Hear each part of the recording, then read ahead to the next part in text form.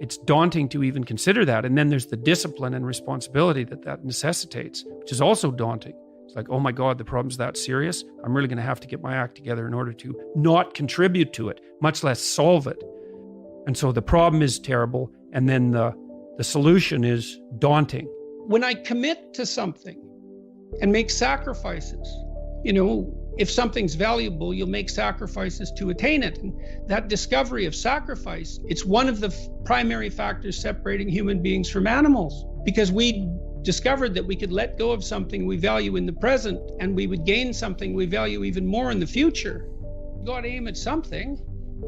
It's like, otherwise your life is meaningless. Well, what should you aim at? Well, I don't know. Well, pick something. Aim at it. As you move toward it, you'll get wiser. Then maybe your aim will change. That's okay.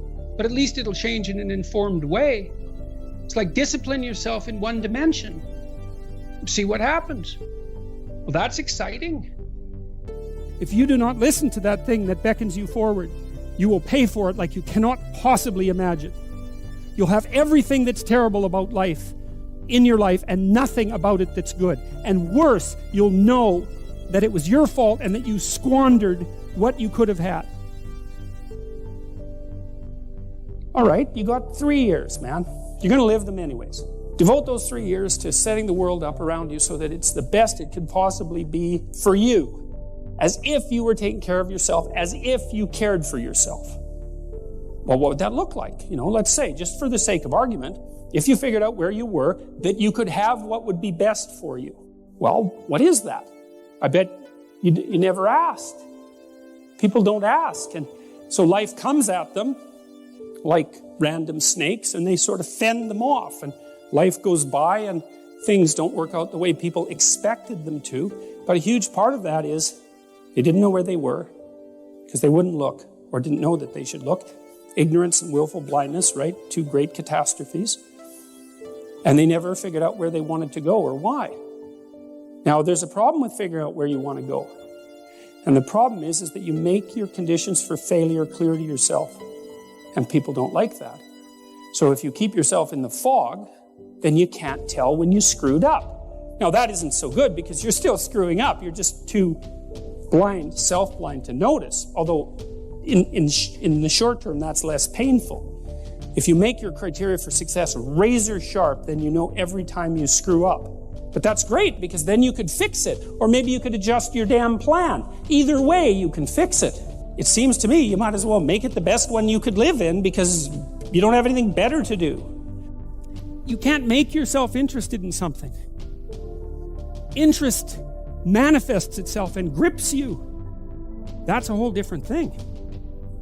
And so what is it that's gripping you? And how do you conceptualize that? Is that a divine power? Well, it's divine as far as you're concerned because it grips you and you can't do anything about it.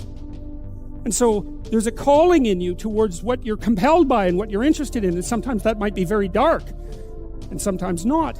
But you're compelled forward by your interest.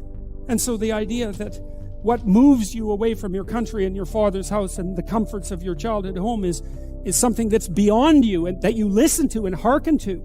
That's exactly right. And you can say, well, I don't want to call that God. It's like, it doesn't matter what you call it exactly. It doesn't matter to what it is, what it's called. It still is. Force of you in all your ability and your catastrophe, and that's a very, very difficult thing to negotiate. But if you do negotiate it, well, at least you have something, you have somewhere solid to stand, and you have somewhere to live. You have a real life, and it's a great basis upon which to bring children into the world, for example, because you can have an actual relationship with them instead of torturing them half to death, which is what happens in a tremendously large minority of cases.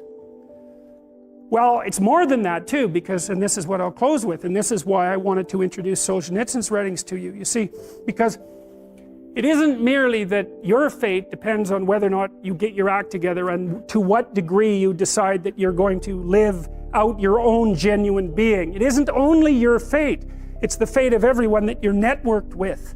And so, you know, you think, well, there's 7 billion people in the world. We're going to peak at about 9 billion, by the way, and then it'll decline rapidly. But 7 billion people in the world, and who are you? You're just one little dust mote among that 7 billion, and so it really doesn't matter what you do or don't do, but that's simply not the case.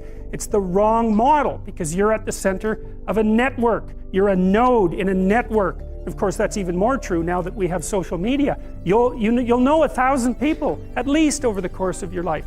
And they'll know 1,000 people each, and that puts you one person away from 1,000,000, and two persons away from 1,000,000,000. And so that's how you're connected. And the things you do, they're like dropping a stone in a pond. The ripples move outward, and they affect things in ways that you can't fully comprehend. And it means that the things that you do and that you don't do are far more important than you think. And so if you act that way, of course, the terror of realizing that is that it actually starts to matter what you do. And you might say, well, that's better than living a meaningless existence. It's better for it to matter. But I mean, if you really asked yourself, would you be so sure if you had the choice? I can live with no responsibility whatsoever. The price I pay is that nothing matters. Or I can reverse it and everything matters. But I have to take the responsibility that's associated with that. It's not so obvious to me that people would take the meaningful path. You know, when you say, well, nihilists suffer dreadfully because there's no meaning in their life and they still suffer. Yeah, but the advantage is they have no responsibility. So that's the payoff, and I actually think that's the motivation. Say, well, I can't help being nihilistic. All my belief systems have collapsed. It's like, yeah, maybe. Maybe you've just allowed them to collapse because it's a hell of a lot easier than acting them out. And the price you pay is some meaningless suffering, but you can always whine about that and people will feel sorry for you, and you have the option of taking the pathway of the martyr, so that's a pretty good deal, all things considered, especially when the alternative is to bear your burden properly and to live forthrightly in the world. Well, what Solzhenitsyn figured out, and so many people in the 20th century, it's not just him, even though he's the best example, is that if you live a pathological life, you pathologize your society. And if enough people do that, then it's hell. Really, really. And you can read the Gulag Archipelago if you have the fortitude to do that, and you'll see exactly what hell is like. And then you can decide if that's a place you'd like to visit, or even more importantly, if it's a place you'd like to visit and take all your family and friends, because that's what happened in the 20th century.